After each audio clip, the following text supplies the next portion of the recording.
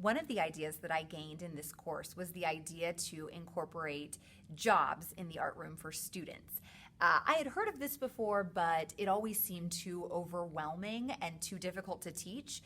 But Alicia Eggers had a video where she showed her classroom jobs, and they were very simple.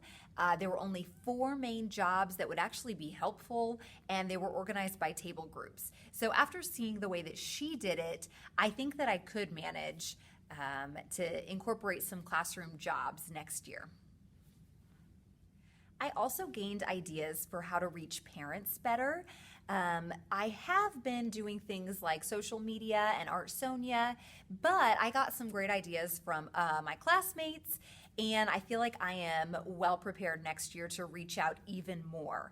One of my classmates, Katie Colmer, gave me the idea to have a slideshow playing during open house time. So I'd love to do that. I take lots of pictures in the art room, and that would be a great time to show them off to parents. I have an outreach letter that is ready to go out next year as well, and I'm planning on asking parents who are willing to help me with bulletin board displays so that I can show off more student artwork that I don't necessarily have time to put up, but parents who want to be involved and need a job to do, I'm planning on training them and getting them in here to help me out. Another idea that stuck with me was the idea of using humor in the classroom. I do this a little bit, but I feel like I kind of get in a rut of starting to get very serious, especially towards the middle and end of the year. And I was reminded that using humor with the students can release tension, not only for me, but for the students. It helps build relationships, motivation, and therefore gives me more leverage and has the possibility to give me better behaved students just by making jokes once in a while and having kind of a light, friendly attitude. So I want to keep that in my mind when I'm teaching next year to keep it fun in the art room. One of the most powerful things that I learned in this course was through my research of trauma and students that display behavior issues, defiance. It really stuck with me, this idea that students who have been through trauma, their brains have been altered. They are living in this survival mode, and therefore that's the reason that a lot of times they act out aggressively or they are defiant. Their brains are signaling them in this fight or flight mode. So if they feel threatened at all, even by something that we think is very simple, their reaction is just based on the way that they have learned that they have to survive. So it's not personal. When they are acting out, they are trying to gain some sense of control in their often out of control lives. And there are things that we can do to help them feel more comfortable and successful. Things like giving them more choice, giving them preferential seating, or giving them a little bit more space.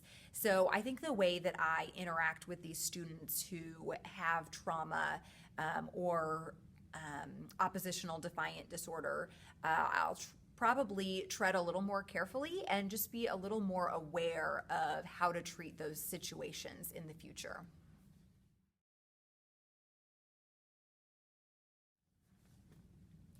The number one thing I am sure to use next year is the point system that was outlined by Michael Lindzen in our book. He talked about having a few very clear expectations that students follow to get points every day in the art room. So I developed my own. My points that I will use next year would be to enter the art room quietly and listen to directions carefully, give your best effort, respect your classmates and teacher, and finally respect the supplies and our room and clean up when asked. So that's just 4 things, and my students can earn 4 points every day. I love that this really incorporates everything that I want my students to do, and they will know exactly whether they have met those expectations or not. Another tip I am sure to use next year will be from Rhonda Spite. She was giving her ideas on classroom management, and she said this great phrase for growth mindset: mistakes are expected, mistakes are respected, they're inspected, and then they are corrected. I love that simple, catchy way to talk to students about their mistakes, because a lot of my kids are scared to make mistakes or shut down when they make mistakes. And I would love to incorporate more growth mindset next year, and really encourage students to embrace those mistakes and learn from them. So that phrase, I would love to make it kind of a mantra in my room next year. Another thing I'm sure to use next year are all of the videos that I created throughout this course. I created one on proper material usage, my rules, my point system. So next year, when my students come in, I will be ready to present them with my expectations.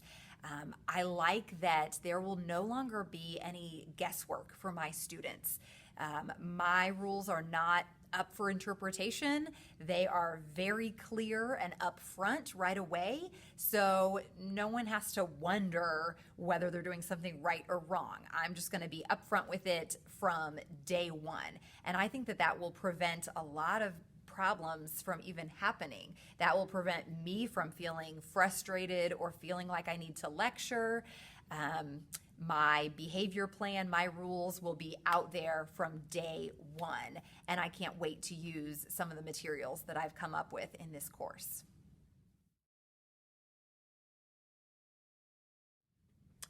Two things that I still wonder about. I'm still a little on the fence about my feelings on timeout in the art room. I know that sometimes it's inevitable, but I'm still trying to kind of work out how long timeout is. I think that'll depend on the age, and also just how often I would give that as a discipline measure.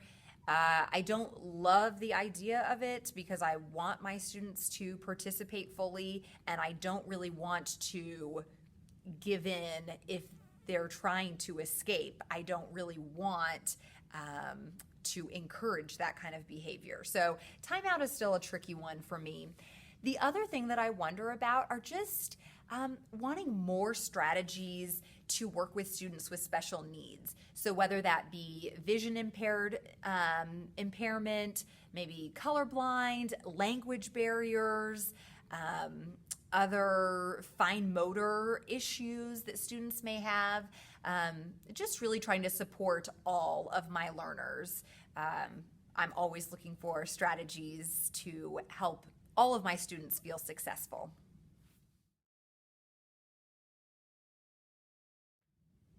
And the one thing from this course that I will never forget is the idea from Michael Linson that my behavior management is going to do the heavy lifting for me. I do not have to lecture or scold students. I have the power to stay calm and cool. If a student breaks a rule in my classroom, there's really no negative emotion attached to that.